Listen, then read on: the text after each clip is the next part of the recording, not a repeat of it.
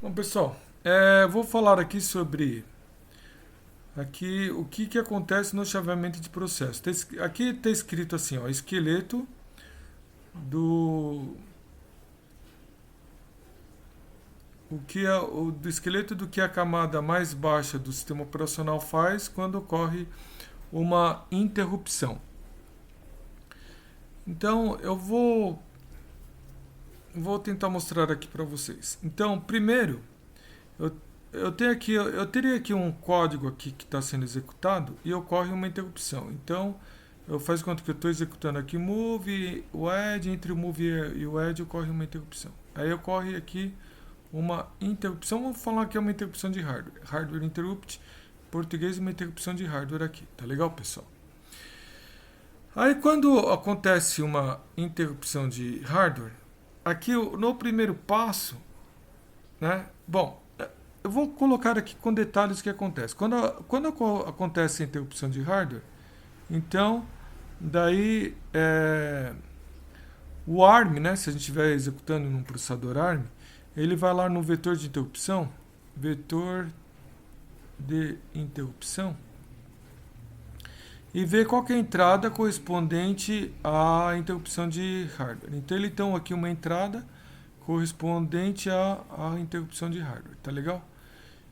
E aí aqui ele vai executar uma instrução. A instrução geralmente é um jump, alguma coisa como um jump, que vai colocar aqui o cara que vai fazer o tratamento da interrupção de tratamento da interrupção de hardware. E aí, que eu estou mostrando aqui para vocês nesse primeiro passo é como que vai ser feito o tratamento da interrupção de hardware. A primeira coisa que está escrito aqui, ó, é que o hardware ele empilha o program counter.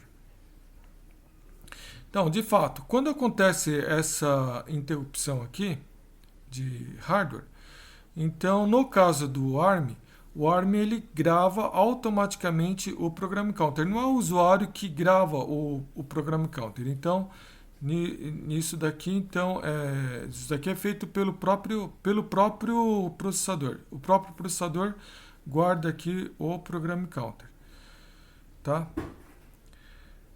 Então, depois, no segundo passo, o hardware ele carrega o novo program counter tirando aqui do vetor de interrupção. Então, aqui ele vem aqui, ele guarda o program counter daqui entre o move e o add, aqui tem um endereço, ele guardou esse endereço.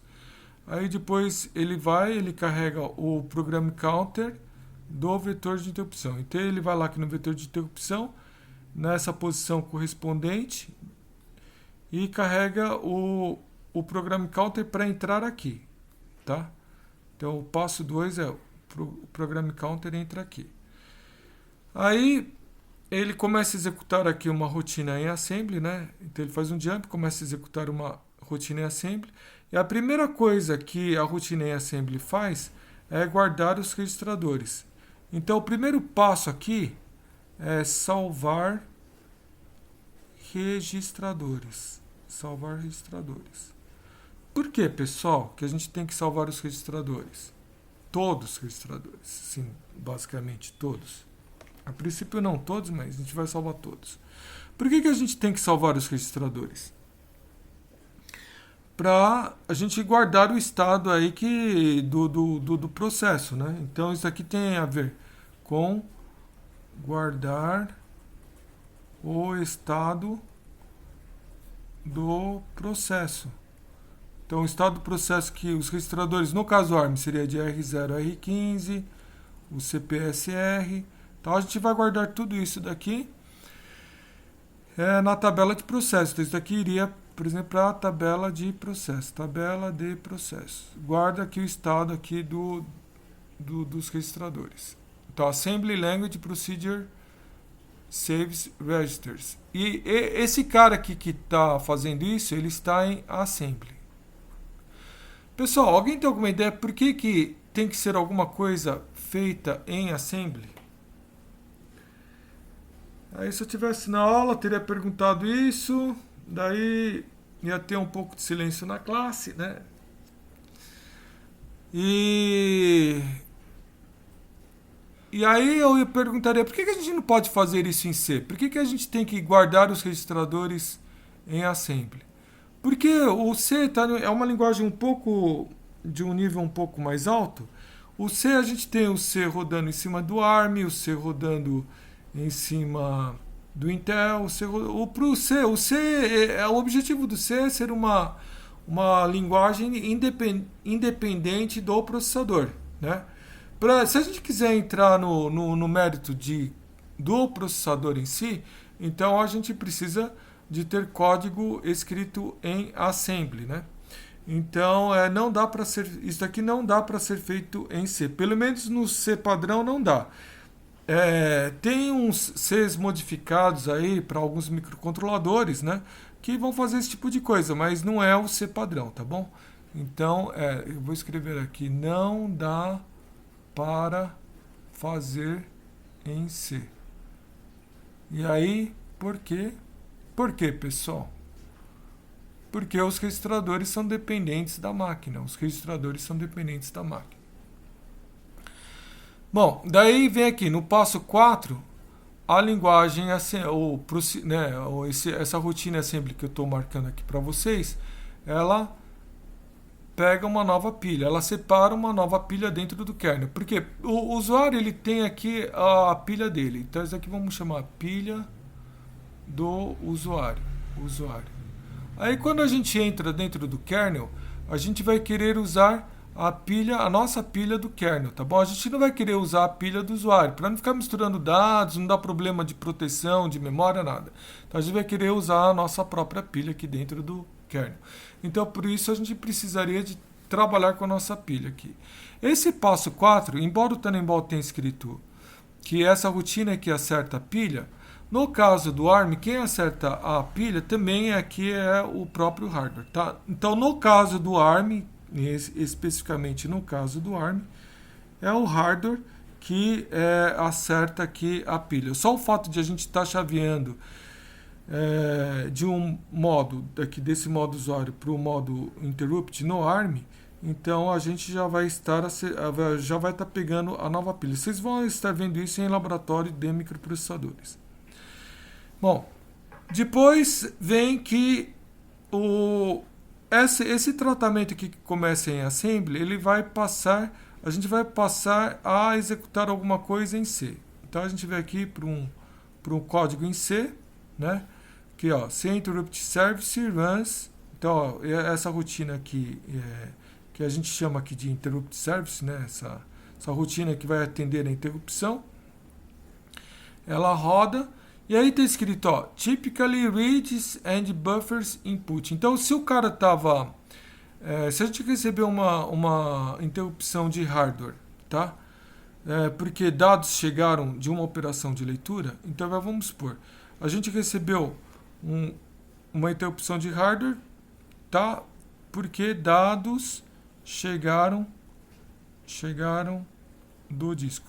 Tá, eu estou dando aqui um caso particular. Pode ter vários motivos para interrupção de hardware. Um caso particular porque chegou dados do disco. Pode ser porque o usuário mexeu o mouse, pode ser porque chegou um pacote na internet, pode ser até porque estourou aí o tempo, né?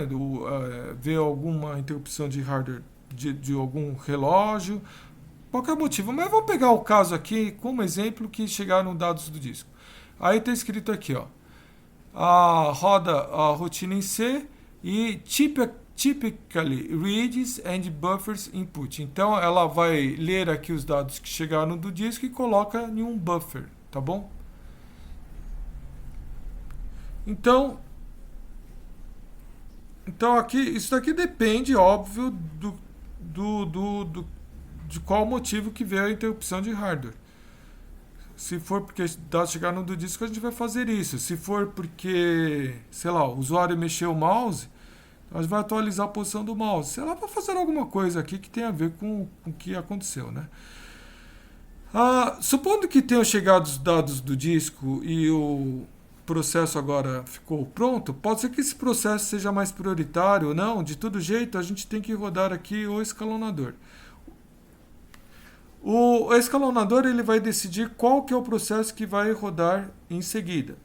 Então, supondo que tenha chegado os dados do disco, então a gente está tirando um processo que estava no estado de bloqueado, esperando dados do disco, e ele foi para o estado de ready, agora ele está no estado de pronto. Então, dependendo do caso, eu vou tirar esse processo que estava rodando antes, não é o processo que pediu dados do disco, isso daqui é o processo que está rodando atualmente, né? Então, isso aqui vamos chamar de processo atual.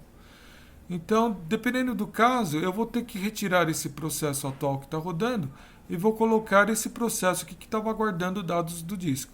Então, é o escalonador que vai decidir qual o processo que vai rodar em seguida. Aí, no passo 7, a rotina em C retorna aqui para o código em assembly. Então, ela vem, retorna aqui para o código em assembly. Aí, o código em assembly, ela recupera os registradores. Então ela recupera os registradores e retorna. Vamos pôr aqui, né? Então ó, aqui eu comecei aqui que salva registradores. Ó, onde que está salva registradores? Aqui salva registradores. E aqui eu posso falar que ele recupera registradores aqui no final. Então no final aqui, isso daqui tem a ver com recupera registradores. Aí ele recupera registradores e retorna. Ele retorna onde? Para cá? Ou ele retorna para o processo que acabou de chegar os dados?